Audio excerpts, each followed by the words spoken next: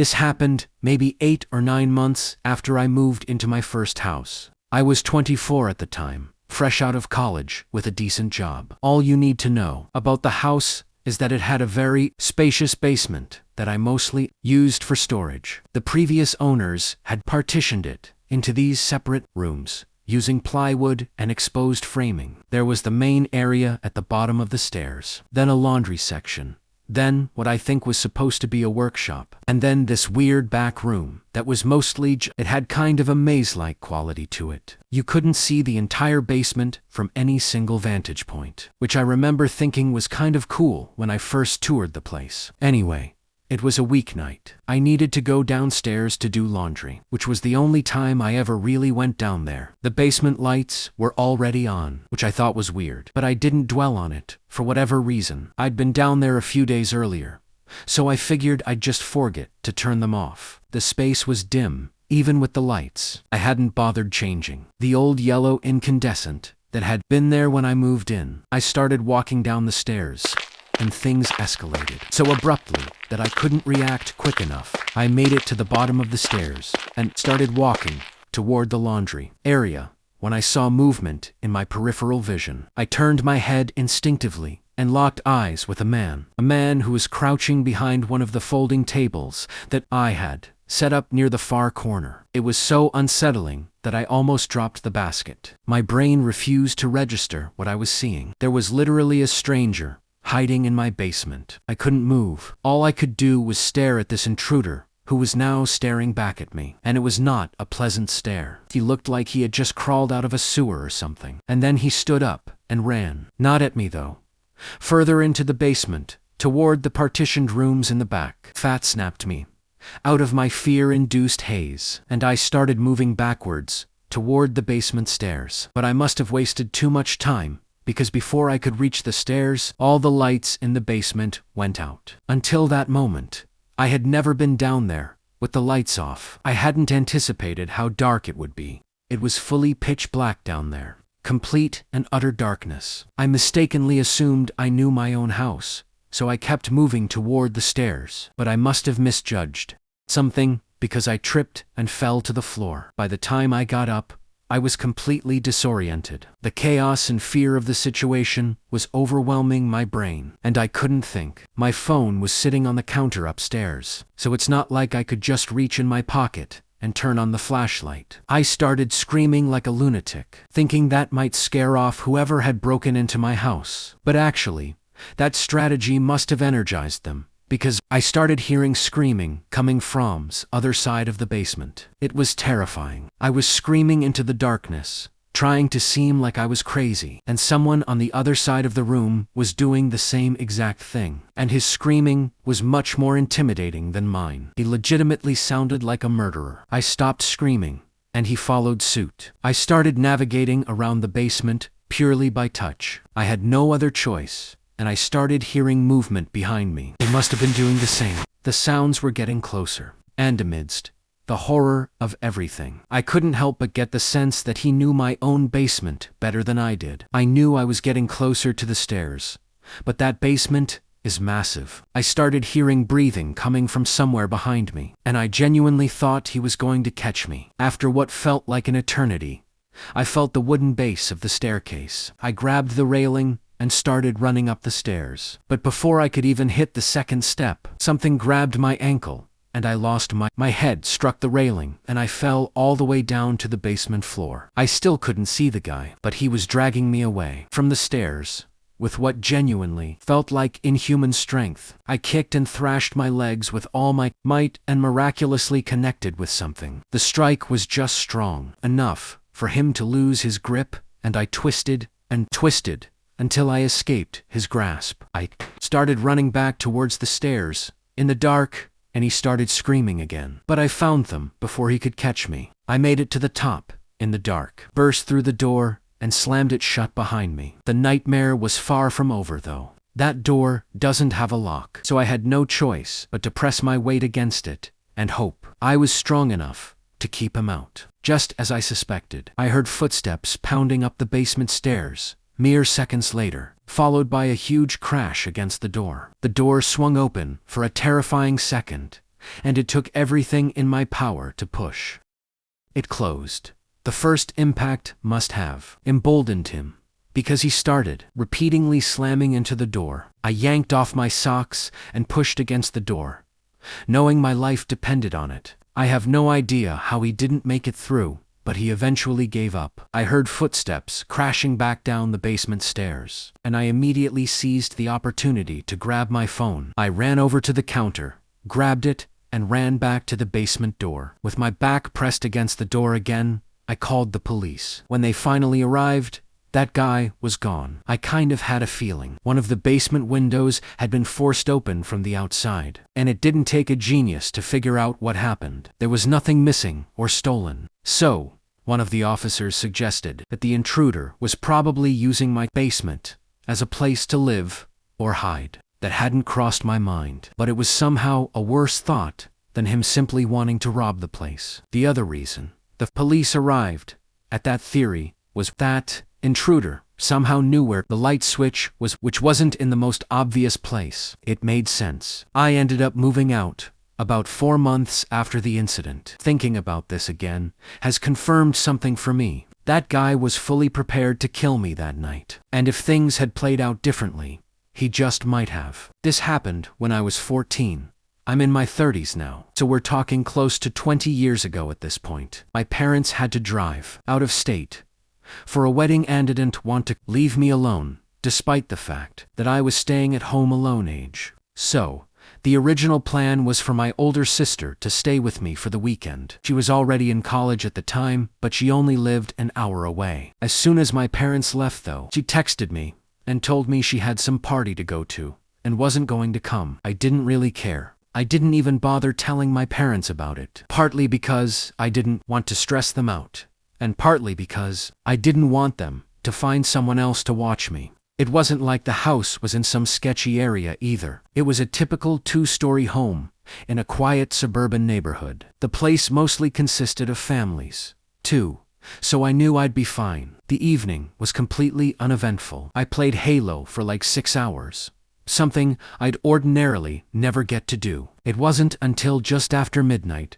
where things started getting weird. I was still lounging on the couch when I heard this faint tapping sound. The sound came from somewhere in the backyard, and I immediately assumed it was something hitting the siding of the house. That's honestly what it sounded like, so I wasn't too concerned. A few minutes later, though, I heard it again. The sound was nearly identical, which gave me the impression that it was a tree branch hitting the same spot on the house. But then the tapping migrated like whatever was making. It was moving along the side of the house. That's when I knew something was wrong. The sound was far too intentional to not be made by something sentient. I muted the TV and froze. I didn't want to move. I just sat there listening, the way anyone would. But now there was just silence. After maybe a minute, I convinced myself that it had just been a scuttling animal or the wind, and I turned the TV back on. 20 minutes later, there was a new noise, one that made me a lot more concerned. It was another tapping sound, but this time it sounded like it was coming from below me,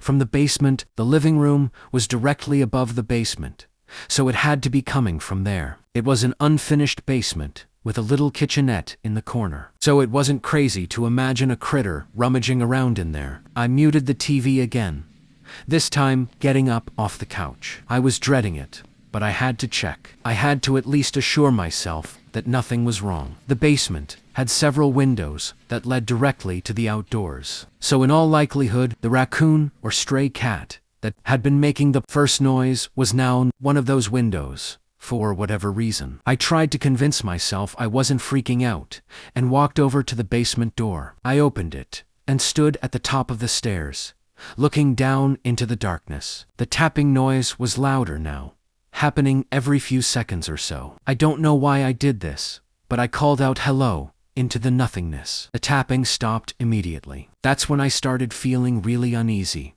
Because if it had just been an animal, it probably wouldn't have reacted to my voice like that. If I could just turn on the lights, I'd get a much clearer view of everything. But the light switch was at the bottom of the stairs, and there was a 0% chance I was going down there. So instead, I swung the door closed until it was only open a crack and stuck my hand through. I pointed my phone over to where I knew the window was. Then I closed my eyes and recorded a video with the flash on for a few seconds. Then I immediately shut the door and locked it. I took a deep breath and pulled up the video. It was pretty grainy, but it took me all of 1 second to realize there was a figure standing underneath one of the windows on the inside of the house. I screamed. I couldn't control myself, and I ran to my room. I locked the door and immediately called my dad, who called the police for me. I was still on the phone with my parents when I started hearing repeated banging on the basement door. That guy was trying to break into the finished part of our house. And then after the 5th or 6th bang or so, there was silence again. And then the police showed up. They searched the basement, but that guy had escaped through the window. The officers were actually nice enough to search our yard, but that guy was long gone. There was a bunch of stuff missing from the basement. Like I said before, it wasn't finished. But that didn't mean my parents left it empty. I can't remember everything that had been stolen. But the scariest thing by far was this. When the police inspected they found the biggest knife in the rack missing. It was a terrifying thought. If it weren't for the video on my phone, I don't think the police would have taken things as seriously as they did. But of course, nothing ever came of it. And this was almost 20 years ago now. I have no idea what happened to that old phone. It's probably buried in a box of junk in my parents' house somewhere, if it even still exists. If I ever find it, and the thing still turns on, I'll submit the footage. This happened when I was 16. 4 years ago now. I grew up in this big suburban house that my parents bought before I was born. It's one of those places that looks normal from the outside, but has all these weird quirks. Once you're inside, the biggest quirk by far is the basement. It's easily the largest room in the house. My parents finished it years ago and turned it into this casual hangout space with a sectional couch, a decent TV, and a couple of storage rooms in the back. You'd think a space like that would get a lot of use, but my parents are the type who prefer the living room upstairs. So basically, the basement is essentially mine. The other thing you need to know about is my cat. His name is Rocky, and he's one of those annoyingly friendly cats that constantly needs attention. Because of that, my parents put him in the basement every night before they go to sleep, so he doesn't bother them. Now, here's where things get a little sketchy, and I'm just going to be honest about it, because there's no point in pretending otherwise. The basement has this interior door that connects directly to the garage. It's technically supposed to be a convenience thing for bringing in groceries or whatever, but for me, it was a convenience thing for sneaking people in. Anyway, it was a Friday night when this went down. I remember that specifically because I had invited this girl Malene over, which I wouldn't have done on a school night. I also remember assuming Rocky was already down there. It wasn't a conscious thought, more so an implied assumption. It was past the time when my parents usually put him down there, so I figured he was asleep somewhere in the back. As per usual, that's why I didn't freak out when I heard a noise from one of the storage rooms. It was this faint rustling sound, like something moving around in the boxes. To be completely honest, I feel like I was justified in keeping my cool, because it sounded like the exact sound an energetic cat might make. Malene obviously tensed up a little, but I explained to her that it was just my cat. And then we went back to pretending to watch whatever was on the TV. But the noises kept happening. Not constantly, but every few minutes there'd be another rustle or a soft thud. Each time, Malene would give me a worried look. I'd have to assure her that he was just a very active cat and liked to climb on things, which was true. He did like to climb on things. I was still 100% calm, right up until I heard scratching coming from the door at the top of the basement stairs, the door that led to the main part of the house. I instantly knew what I was hearing. It was Rocky scratching at the door to get into the basement, meaning he wasn't already down there with us, which also meant that whatever noises I'd been hearing for the past half hour were not him. I didn't say anything right away, partly because I didn't want to scare Mel, and partly because I didn't know whether I believed what I was hearing. But before I could react, Mel, who was still sitting right next to me, started screaming like she was being stabbed. I whipped my head around, realized she was pointing behind me, toward the back of the basement. I turned my head a little further and literally froze in fear. There was a foam football rolling across the floor, clearly having just been thrown out of the storage room. There was someone in there. I didn't see anyone. The back of the basement was too dark, but there was no other explanation. Someone was back there. Someone had been back there the whole time. Without thinking, I grabbed Meline's arm and practically dragged her up the stairs. As soon as we made it up, I slammed the door behind us, careful not to let Rocky down there. Things got really chaotic after that. Meline was crying, which was the first issue, but I was also shaking. Until that moment, I didn't even know I could get that scared. My parents eventually realized what was going on and called the police, who showed up a few minutes later. I stood on the back deck and watched the garage the entire time to make sure the intruder didn't slip out from there. Here's where things got weird though. The police ended up searching the entire basement, including the garage, but didn't find anyone. There were also no signs of forced entry, and all the basement windows were locked from the inside. One of the officers suggested the intruder must have slipped out through the garage before they arrived, but I know that's not possible. I was watching it the entire time. I would have seen them. But after searching the house,